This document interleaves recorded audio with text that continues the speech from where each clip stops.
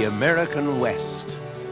Perhaps no other phrase has inspired more longing, vision, and hope, awakened more spirit of adventure and discovery, or motivated more human migration. The quest for new beginnings, the promise of unseen territory and uncompromised lands, the challenge of blazing new trails to the place that must exist just beyond the sunset. Thus, the American West is more than a geographical fact. It is a spirit, a concept, a country of the mind, and it holds an intrinsic key to our national character. More than a place, the West is many places within a realm where boundaries seem an illusion and time stretches beyond human memory.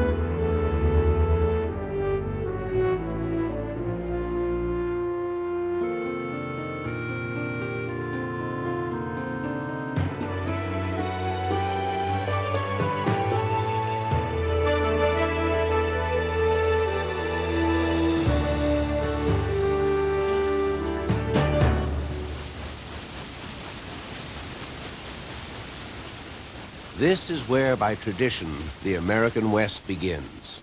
The continent's greatest river, the Mississippi. It courses through the heartland of the nation, 2,348 miles from Little Lake Itasca in northwestern Minnesota to the Gulf of Mexico.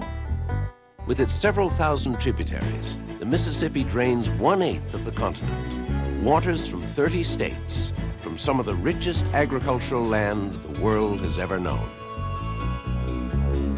Yet it is not the great power of the Mississippi, nor the wealth that it brings to the marketplace, that give it unique stature among the great rivers of the world.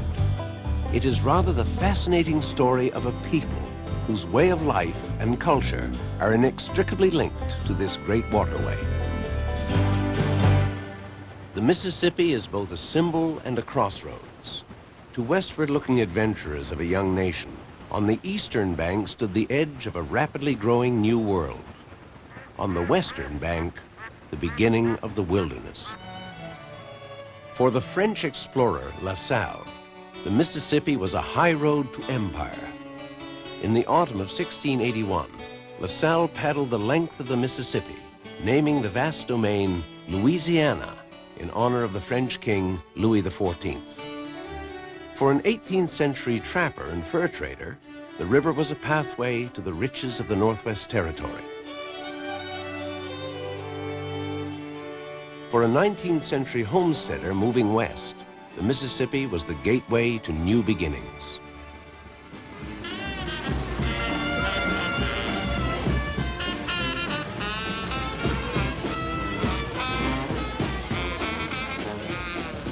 The soul of the southern part of the Mississippi is found in New Orleans, especially in the 100 blocks of the old city that spread out from the riverside buildings bordering Jackson Square in the French Quarter. French and Spanish, Creole and African. At one time, a half-dozen cultures came together here in the French Quarter. Through the years, this is a city that has never forgotten how to eat and drink well, has always been ready to throw a party, and remembers the way to play the music that was born here next to the Mississippi.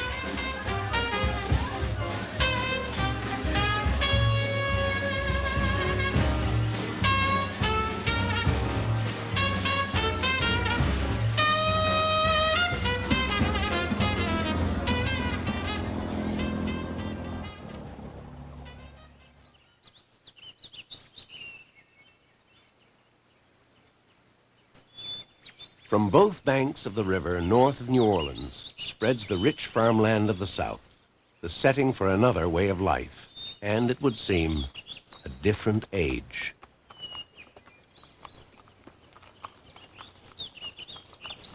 Some of the great plantation houses still stand, remnants of the day when cotton was king, hoop skirts were the fashion, and gentlemen fought duels of honor.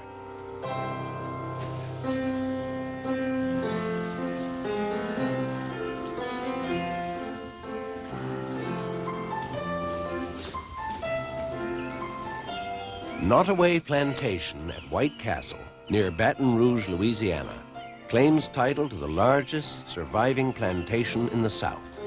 The main house alone has 64 rooms. The cotton and sugar fortunes, as well as the gracious lifestyle of the plantation owners, was of course built upon a foundation of slave labor. That foundation crumbled in the war that tore our nation in half.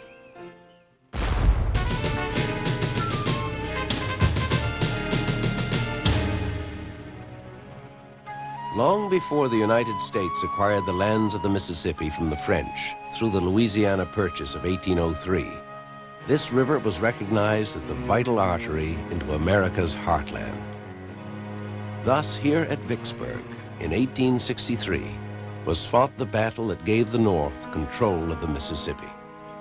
Vicksburg's National Military Cemetery memorializes the place where the Confederacy lost one of the most crucial battles of the Civil War, and where thousands in uniforms of both blue and gray lost their lives.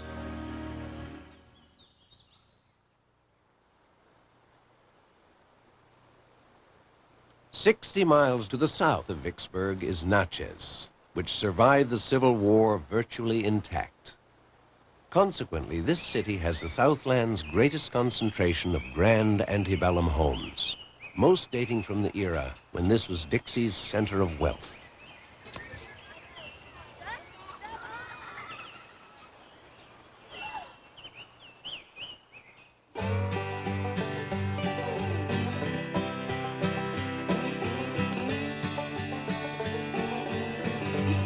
630 miles upriver in Missouri is a quaint neighborhood that almost every American will recognize, for the residents are old friends from our childhood.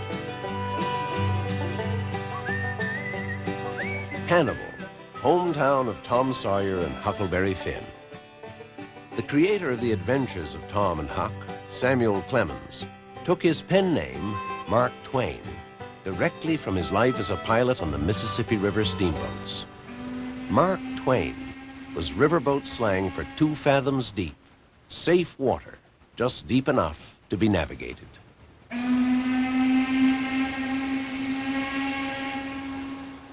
Piloting on the Mississippi River was not work for me. It was play. Delightful play, vigorous play, adventurous play, and I loved it. A steamboat is as beautiful as a wedding cake, but without the complications.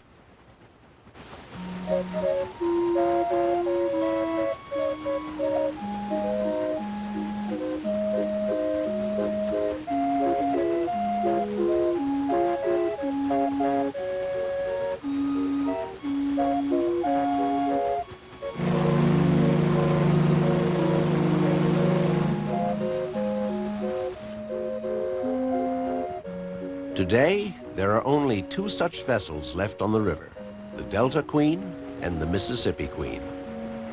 But from the mid-19th century until the Great Depression, glamorous boats like them plied the river, carrying a colorful cast of passengers: Southern belles, cotton kings, gun-toting gamblers, sugar barons, and cure-all salesmen. Indeed, these waters have always seemed to nurture a special kind of human legend. Perhaps it's because the shifting sandbars and channels, the floodwaters, and the sheer force of powerful currents are a constant challenge to human ingenuity, and a continuing reminder that the final word here comes from only one source: Old Man River.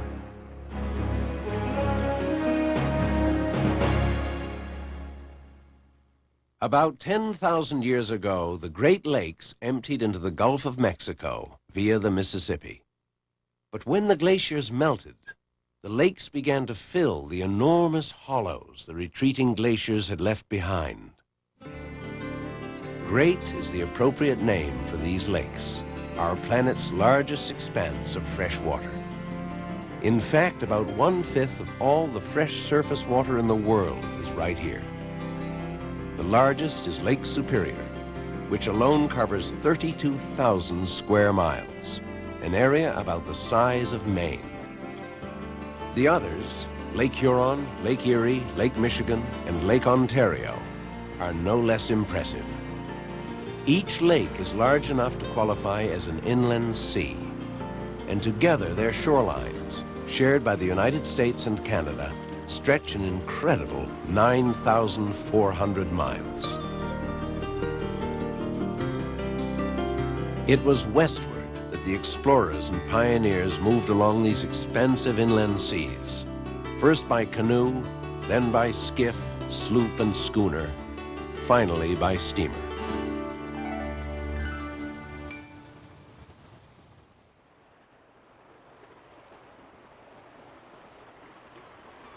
Many a luckless captain lost his ship in the furious storms that can make the lakes a mariner's nightmare. Some of the wrecks can still be seen from the surface. These ghostly remnants have rested on the bottom for more than a century. Most of the lighthouses that once guided storm-tossed ships without the aid of electricity are now fully automated. The lighthouses remain, stately, trustworthy sentinels of the Great Lakes shoreline.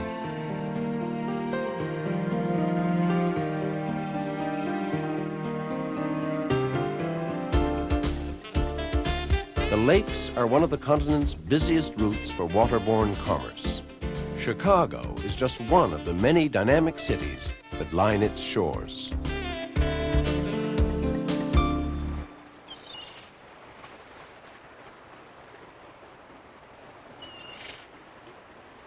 Offshore, intriguing life forms have developed on the innumerable islands of the Great Lakes. Most of these islands are uninhabited. Others, such as Mackinac in the straits between Lake Huron and Lake Michigan, have long been occupied by man.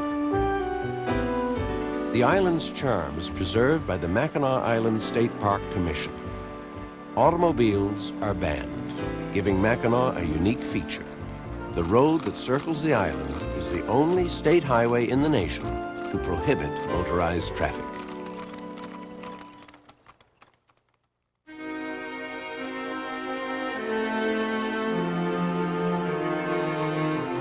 At Pictured Rocks National Lakeshore in northern Michigan, the cliffs, carved by waves, rain, and ice, soar as high as 200 feet above Lake Superior in layers of brilliant color. And at the jutting monolith called Miner's Castle, the shore has been chiseled into what look like the parapets of a castle, a filigreed structure as high as a 9-story building.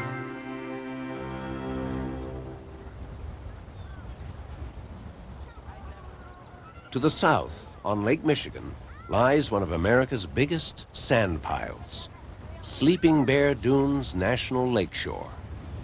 The sand is constantly on the march before the commanding winds.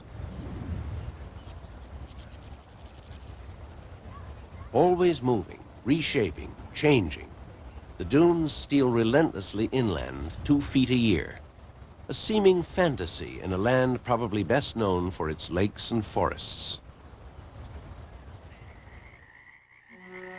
To the west of Lake Michigan was Paul Bunyan country, the site of the mythical lumber camps where Paul and his crew of peerless loggers performed their greatest exploits. After they had logged off the trees in the Great Lakes region, Paul headed west. At least that's how legend has it. Even Paul Bunyan must have found the trip west a challenge, because along the way, even the most rugged frontiersman had his mettle tested by places such as this. Hell with the fires burned out. That's how General Alfred Sully described this region in South Dakota. after he'd been sent there in the 1860s. Before that, in 1823, the Badlands had very nearly destroyed mountain man Jedediah Smith and his band of trappers en route to the Black Hills. After falling ill from contaminated river water, the trappers buried 2 members of their party in sand up to their necks to preserve body moisture. The men did survive.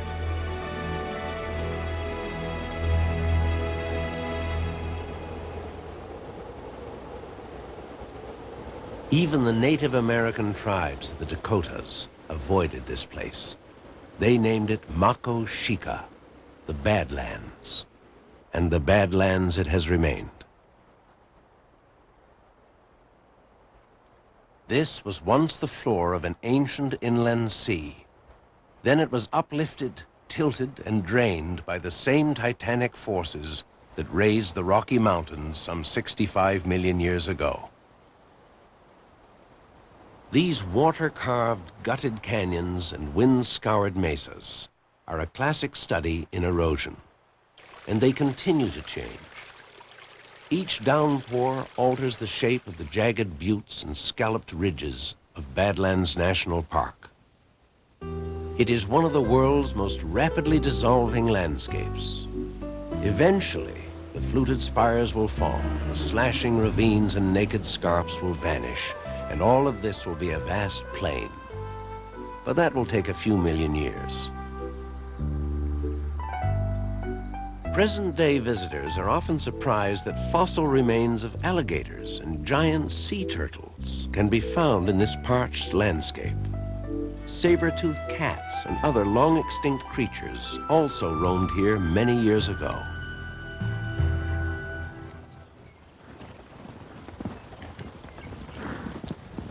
Today, another animal out of America's past roams the Badlands. Bison, up to 700 head. Barely that many were left on the entire continent at the turn of the century, after the railroads, the hide hunters, and Buffalo Bill had had their way.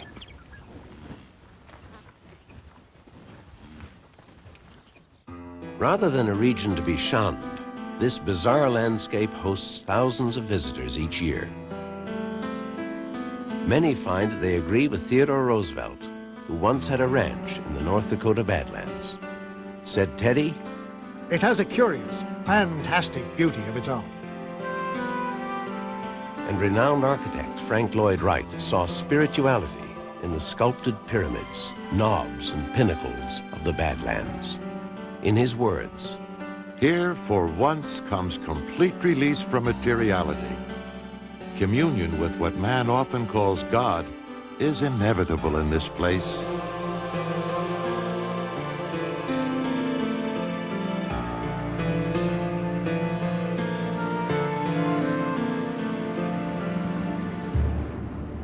Yet the Badlands have also been the setting for tragedy.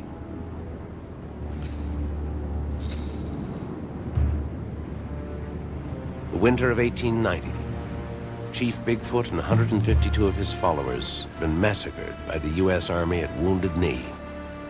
The Sioux, several thousand strong, come from the Pine Ridge Reservation to the Badlands. They gather here atop Stronghold Table to perform the Ghost Dance.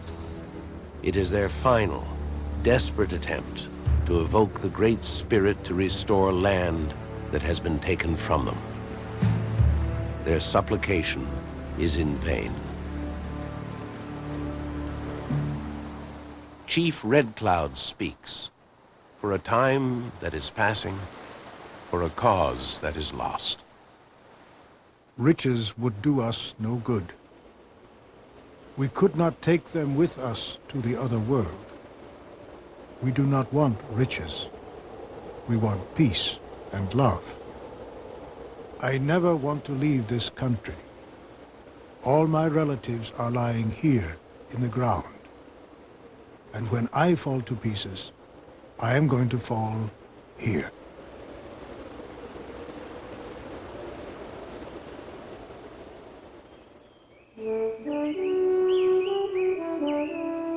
Northwest, across the Wyoming border, the Sioux tell a story with a happier ending. one of the many legends about a great stone tower.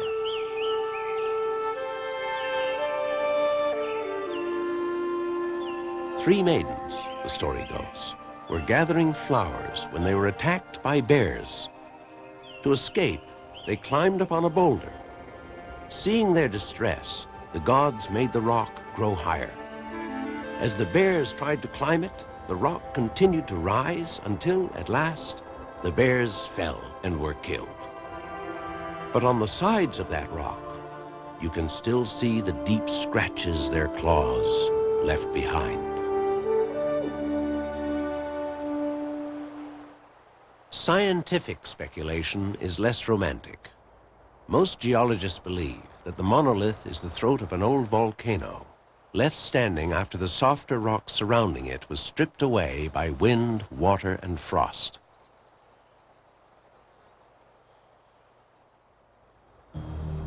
In the folklore of some neighboring tribes, an evil spirit dwells on the summit. When the summer storm clouds gather, the spirit beats a drum, creating thunder, and the surrounding land trembles in fear.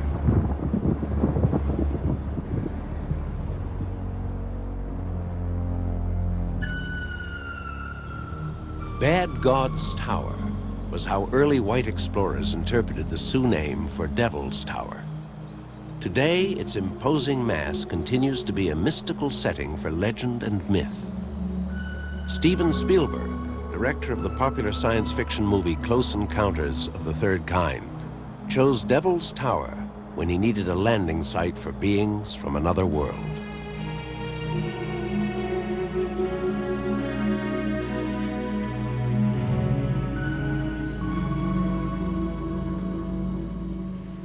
The military commander of the government party that surveyed it in 1875 stated flatly, "The summit is inaccessible to anything without wings." 18 years later, he would be proved wrong by cowboy William Rogers and his sidekick Willard Ripley. On the 4th of July, 1893, the pair celebrated Independence Day by scaling Devil's Tower. They used a 350-foot ladder, a series of hardwood pegs driven into crevices in the rock wall. Today, some 2,000 mountaineers climb the spectacular 865-foot pillar of columns each year. Though the average climb takes about 3 to 4 hours, the record time is 18 minutes.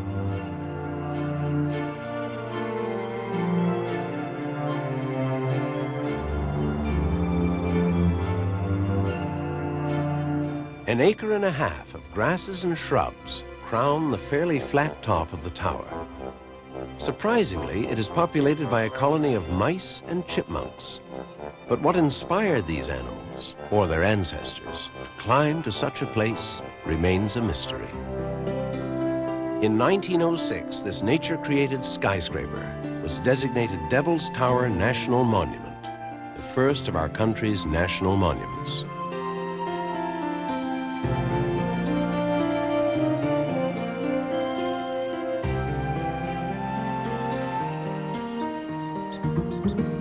Only the prairie dogs remain unimpressed. These barking ground squirrels live in a bustling colony near the base of Devil's Tower. Highly sociable and jealously territorial, they perform sentry duty at the entrances to their subterranean community, giving a warning bark whenever intruders threaten. No one is certain how large this underground dog town is. Some prairie dog habitats are estimated to cover hundreds of acres, with populations numbering in the thousands.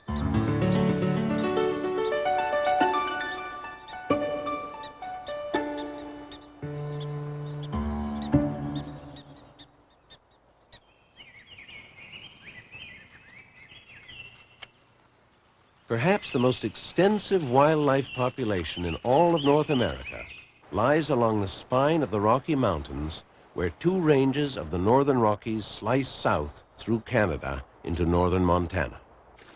Most of the mammals native to the United States, 57 different species, have found a home here. This magnificent animal habitat has been set aside as protected parkland on both sides of the border. In Montana, it is called Glacier National Park. In the Canadian province of Alberta, it is named Waterton Lakes National Park. In 1932, the neighboring nations dedicated the two parks as the world's first international peace park. Wildlife is only one of the attractions of this region of majestic mountains, forested valleys, and flower-laden alpine gardens. The Going to the Sun Road, an east-west highway that traverses the park, is one of the world's great scenic routes.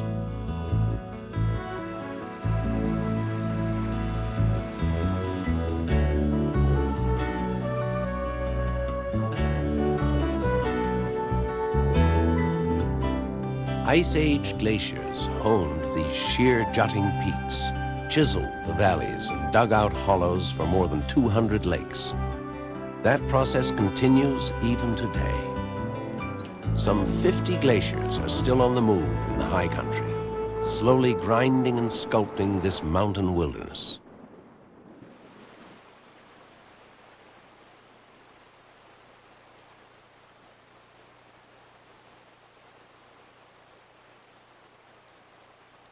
Each glacier feeds a network of glistening streams that cascade into deep, cold mountain lakes. The park straddles the Continental Divide, and from a single mountain, Triple Divide Peak, water flows in 3 different directions. Water originating here either flows west to the Columbia River, northeast to the Arctic Ocean, or southeast into tributaries of the Mississippi.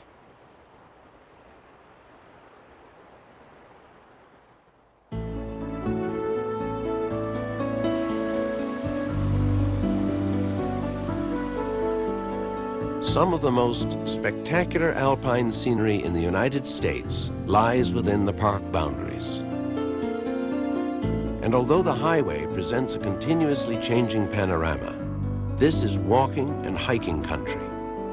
Some 700 miles of trails have been built into the wilderness, and they reach virtually every section of the park. The trails range in difficulty from short, self-guided nature walks to mountain paths that challenge even the most dedicated backpacker. And the stunning spectacle of knife-edge ridges, glistening snowfields, and bright mountain lakes is usually enough to lure even the most sedentary travelers, especially in midsummer when the valley meadows are filled with brilliant displays of wildflowers.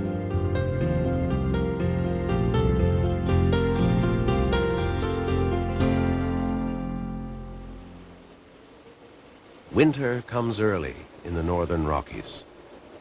By October, the first snows are blowing across the Montana high country. The main highway is closed. The bears are hibernating. Many of the birds have headed south. And the peaks stand isolated and pristine. A very special kind of winter grandeur settles over these mountains.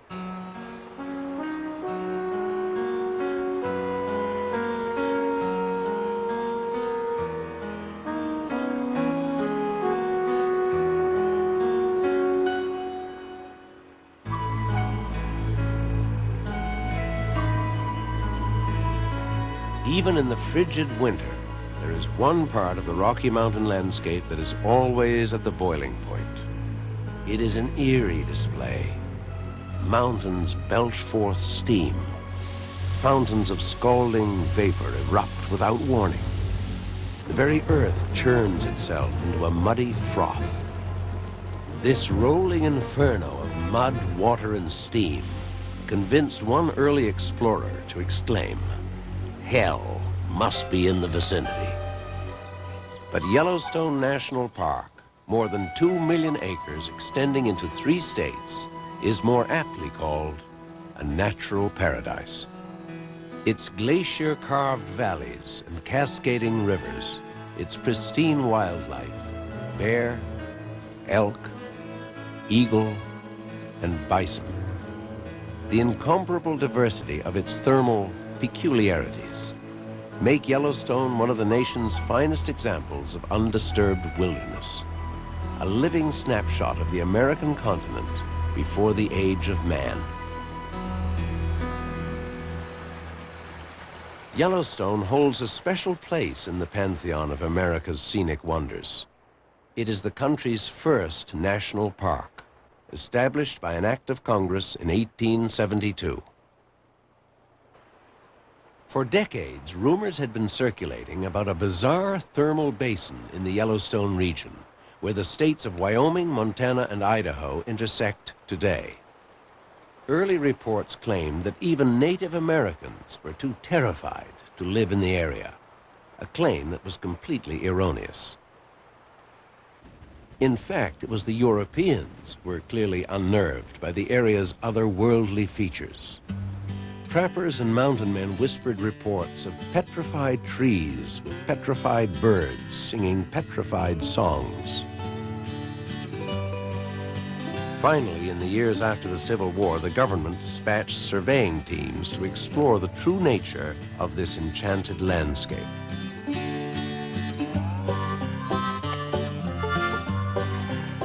When one expedition brought its photographs and sketches back to Washington, D.C., a once skeptical Congress proclaimed Yellowstone a protected park, and the philosophy of wilderness management was born.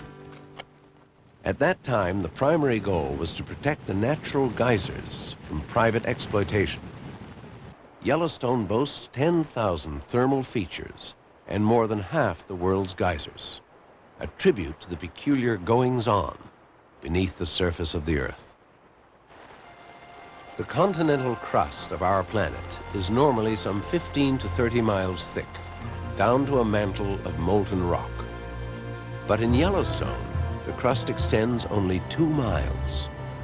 The proximity of the white-hot magma heats the groundwater that courses below Yellowstone, making it bubble forth with astonishing variety. Each of Yellowstone's 200 geysers has a distinct personality. Some erupt constantly.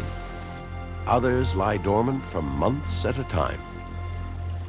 Old Faithful attracts the largest crowds with its noisy display.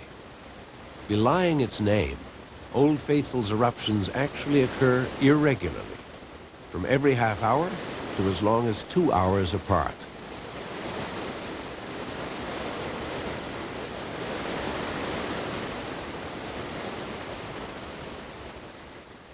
The delicate formation called Minerva Terrace seems to rise out of a liquid rainbow, a pool of many colors created by algae and bacteria thriving in the warm springs, an exquisite interplay of earth, water, and heat. Thousands of years ago, that same trio of elements combined to create one of the park's most spectacular features, the Grand Canyon of the Yellowstone, a series of cascades in the Yellowstone River. The lower falls plummet 308 feet, almost twice the height of the falls at Niagara, into a chute that carries the water through 20 miles of volcanic rock. The myriad colors of the sheer walls, golden, orange, pink, umber, even white, were forged by high temperatures that organically altered the rock. If earth, water, and heat are the ongoing forces of change in Yellowstone, there is one other element that long ago helped to shape the land here: ice. 4 massive migrations of glaciers have passed through the park, leaving steep cliffs and sawed-off mountains, and eventually clearing the way for Yellowstone's most beloved inhabitants, its wildlife.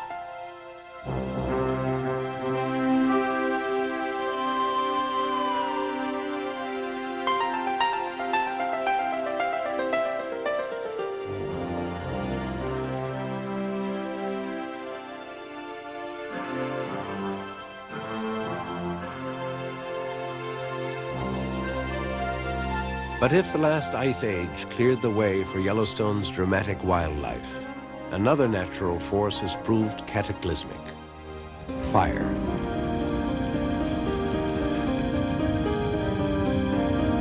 In 1988, massive forest fires raced through drought-stricken Yellowstone, burning 800,000 acres. more than a third of the park. At first, the prognosis was grim. Could the animals survive the destruction of fragile habitats?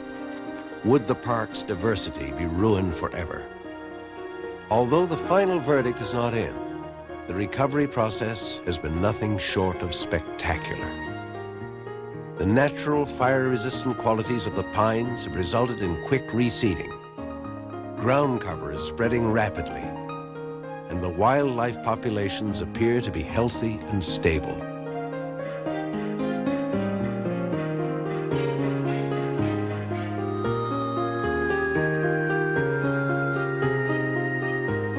Yellowstone remains a vital and ever-evolving wilderness, where the earth is young and marked with action, and those primal forces of nature, water, ice, and fire, continue to play out the eternal cycle of creation, destruction, and rebirth.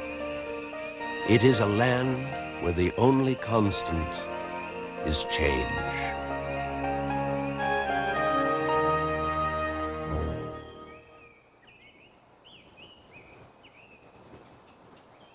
But just 60 miles to the south, a contrast.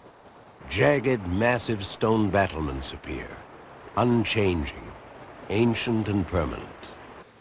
This is the Teton Range.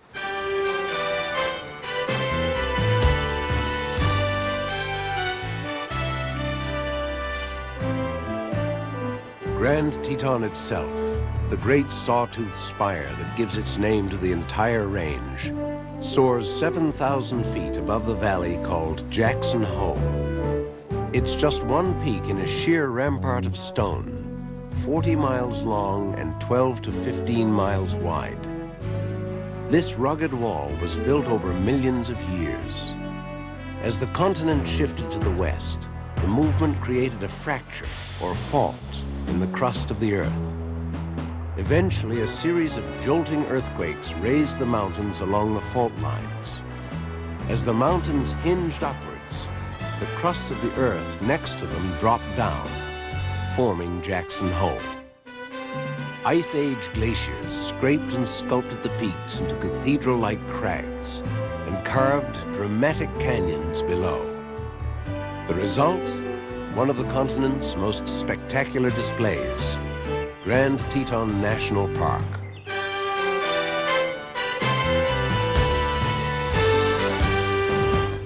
Native Americans from many surrounding regions came to hunt and fish in this valley under the shadow of the Tetons. But no tribe claimed the valley. The winters were too harsh, and game was more plentiful elsewhere. So when the first snow flurries came to the land where the Great Snake River twists down the valley, the hunting parties were already taking down their hide teepees for the season. It was in the early 1800s that French-speaking fur trappers, seeking highly profitable beaver pelts, gave the peaks the name they bear today.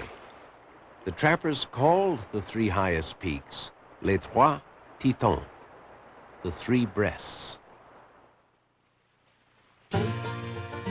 In that era of rough-hewn trappers, traders, and mountain men, the trails along the Snake River were walked by some of the most famous men of the frontier.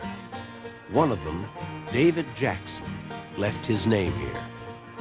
The mountain men referred to a mountain-encircled valley such as this as a hole, and this one, at the foot of Grand Teton, became Jackson Hole. But when fashionable men in the East exchanged top hats made of beaver pelts for hats made of silk, the mountain men took up their trap lines and moved on. Another 40 years would go by before European settlers would again leave their imprint here.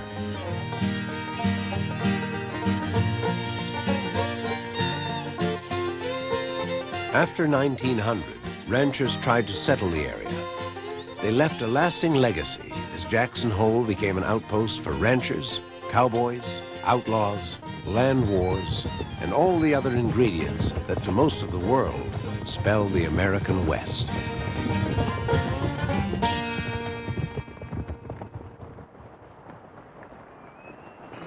Other residents have a longer claim to this region. Between 7,500 and 10,000 elk winter in the National Elk Refuge. At one time, they ranged over much of the continent. Once their numbers were much greater here, until settlement took up most of their winter home. Because of ranger and park protection, today's elk are safe, as are the trumpeter swans, once on the verge of extinction. Named for their booming, trumpet-like call, there are only some 1,700 trumpeter swans in the world. This is one of the few places they inhabit, usually in pairs. Like most swans, they mate for life. Their wingspan makes them the second largest bird in North America. The soaring cliffs, the inspiring granite peaks, the bold spires of raw sculpted rock, the sheer size and massive scale of the Tetons make the delicate wonder of the flowers that adorn these alpine meadows even more dramatic.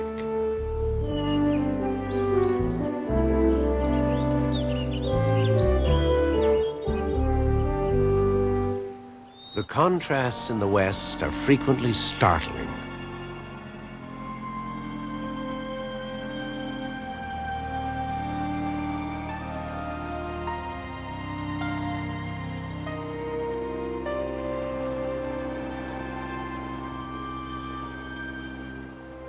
Consider, for example, this sculpted landscape in eastern Utah, Arches National Park. A stone forest of gnarled and tortured pinnacles and spires, laced with a labyrinth of twisting canyons, underlaid with countless tunnels and caves. This would seem to be an enormous sanctum of secrets and mysteries.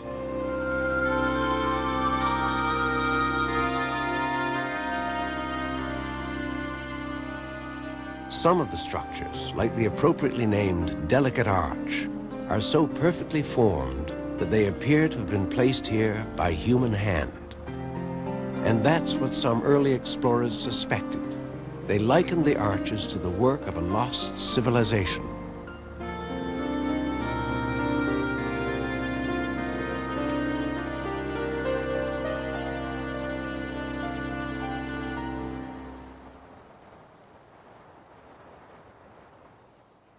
Not everyone who saw this area in the days of the early American frontier was impressed. To Butch Cassidy and his outlaw gang, the Wild Bunch, the territory around Arches was simply a handy place to confuse a pursuing posse as the gang rode to its nearby hideout. As one story goes, early-day cowboys dismissed the region too. Their evaluation? They want nothing out there. Just a lot of holes and rocks. In fact, it's those holes in the rocks that have made this area famous. There are more than 1,500 natural stone arches within the national park, more than in any other single location on Earth.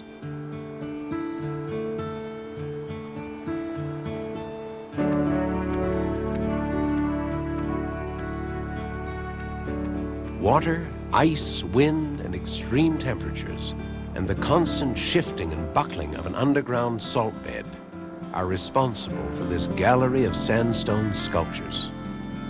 At least that's what geologists think. There are scientists who say that something like Landscape Arch cannot exist. A 306-foot ribbon of stone, just 6 feet thick at its narrowest. Put those specifications into an engineer's computer, and it will tell you that such a structure should collapse immediately. Yet Landscape Arch has held up for centuries.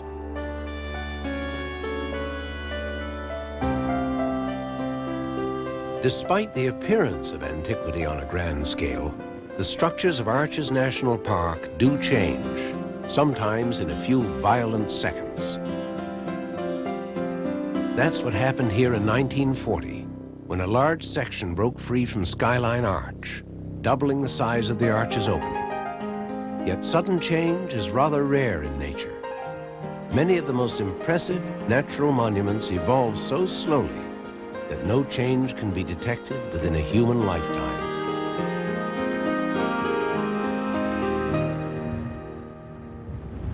one great corridor of Western America is, to those who study the Earth, a gigantic time machine.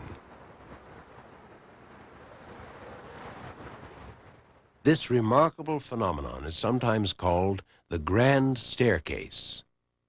What is the staircase? A series of plateaus that descend step by step south from Utah to Arizona. Its steps record some 225 million years of geologic history. The bottom of Grand Canyon rests on rocks 1.5 billion years old, perhaps as old as life itself.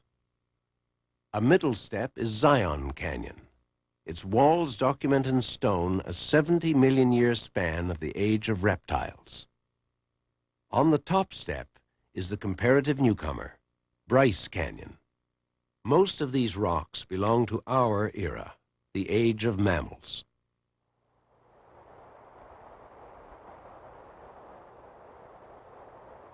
Thus, this remarkable landscape is almost modern, for the major rock formation in Bryce Canyon embraces merely the last 60 million years.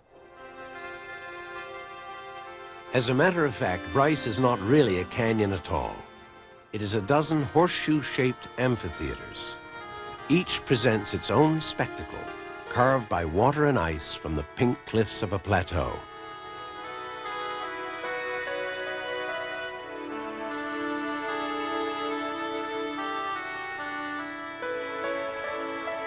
The people of the Paiute tribe call this place Red Rocks Standing Like Men in a Bowl-Shaped Canyon.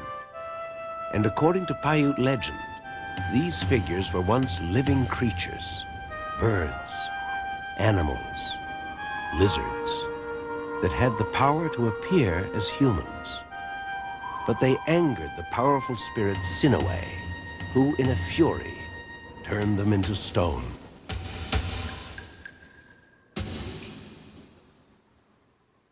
The government surveyor who first mapped this region in 1876 saw it in a different way. Standing on the plateau's rim, T.C. Bailey pronounced this: "The wildest and most wonderful scene that the eye of man ever beheld." And from the man for whom Bryce Canyon is named came yet another judgment. Ebenezer Bryce, a Mormon rancher, ran cattle here in the 1870s. Succinctly, Bryce called the canyon A hell of a place to lose a cow.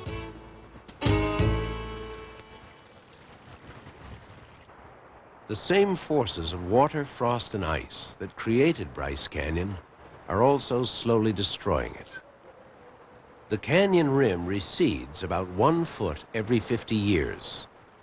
But at the same time that these stone figures are eroding and washing into the valley below, new forms are being sculpted out of the layers of vividly colored sedimentary rock. At one time, all of this was merely gravel, mud, and sand, the bed of a vast lake. But over the millennia, minerals and tremendous pressure cemented these elements together into a 2,000-foot thick layer of rock. Then colossal movements in the Earth's crust tilted it up and cracked it open, leaving the layers exposed to the eroding elements. All of this started 60 million years ago, no more than a blink in geologic time.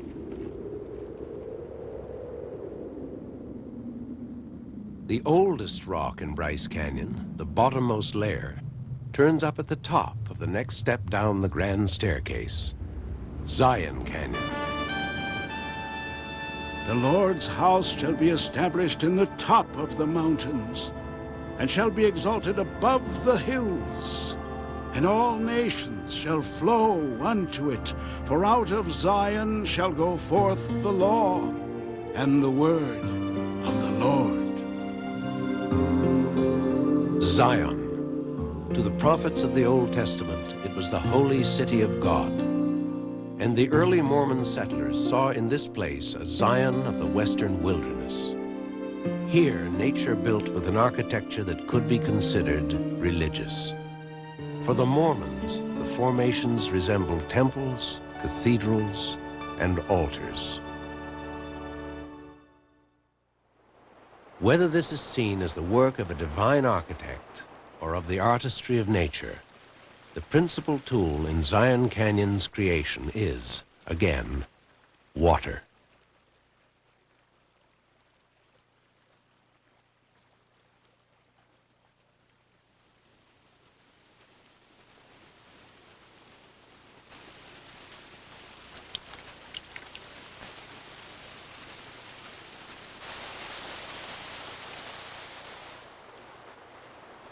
For obvious reasons, this section of Zion Canyon is called the Narrows.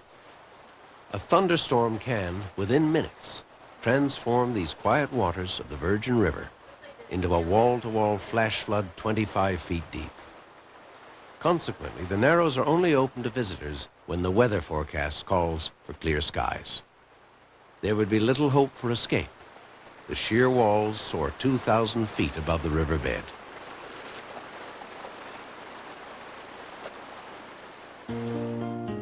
Today it is possible to visit many parts of Zion National Park by car. One route, in fact, passes through what may be America's most scenic tunnel, with windows opening onto dazzling views of Zion Canyon. And much more of this spectacle can be seen from the trail.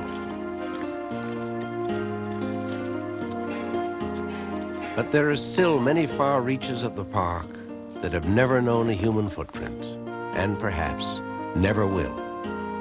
Its massive buttes, pinnacles, and mesas are chiseled from one of the most brilliantly colored rock masses on Earth. Thousands of bright and delicate formations such as these will, in the farthest ravines, evolve, crumble, and fall without ever being seen by man. Each an unrecorded chapter in the story of Zion, a story that has been unfolding since before dinosaurs ruled the earth.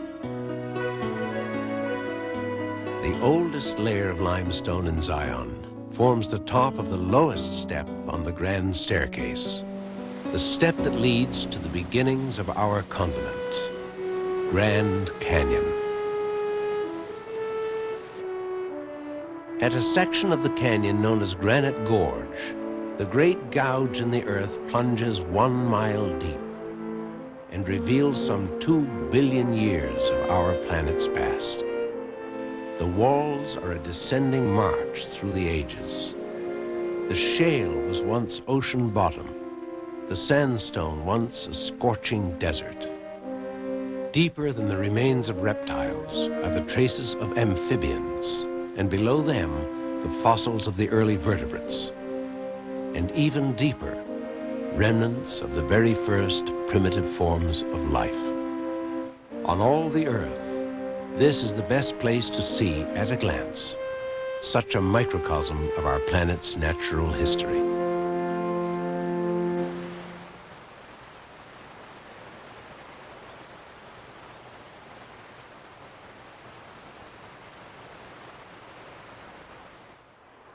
The Grand Canyon. Vast, rugged, formidable, beautiful, and in its imposing scale, unique. Gouged out of the desert of northern Arizona, the canyon twists and turns its tortured route for 277 miles. But it is not simply its great size that makes the Grand Canyon one of America's most impressive scenic wonders. It is a sprawling stage filled with constant change and breathtaking drama. The master architect of this extraordinary wonder is the Colorado River. On its 1,440-mile trek from the Rocky Mountains in northern Colorado to the Gulf of California, it courses through 19 major canyons, but none like the Grand.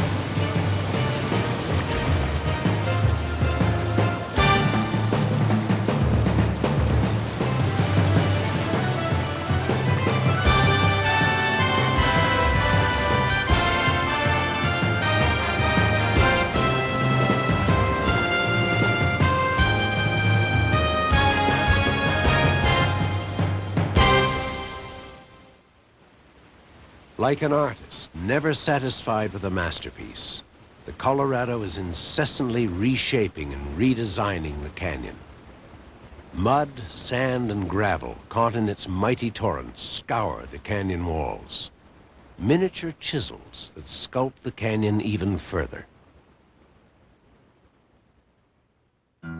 Today, there are two main trails into the canyon, the Kaibab and Bright Angel. In 1928, a suspension bridge between the north and south rims was built at the foot of the Kaibab. Since animals couldn't make the treacherous journey down the cliffsides, some 50 men, mostly Navajo and Havasupai, hoisted the 2,000-pound suspension cables onto their backs and hauled them 7 miles down to the river's edge. Annually, thousands of tourists traverse the switchbacks while perched on the canyon's famous mules. Those who make the 6,000-foot descent into the canyon from the north rim pass through 4 different climate life zones. The extremes in temperature are comparable to traveling the 3,000 miles from the forests of British Columbia to the deserts of Sonora, Mexico. Each section displays its own distinct animal and plant life, from a scorpion scurrying in the searing heat on the canyon's floor to the majestic rock-climbing bighorn sheep. It was in 1869 that the first documented expedition conquered the Colorado through the treacherous Grand Canyon. The leader of that crew of adventurers was a persistent, one-armed Civil War veteran, John Wesley Powell. His journal of the trip brought this natural spectacle to the attention of the world. The canyon has been described 1,000 times since, but never more fittingly than by Powell himself.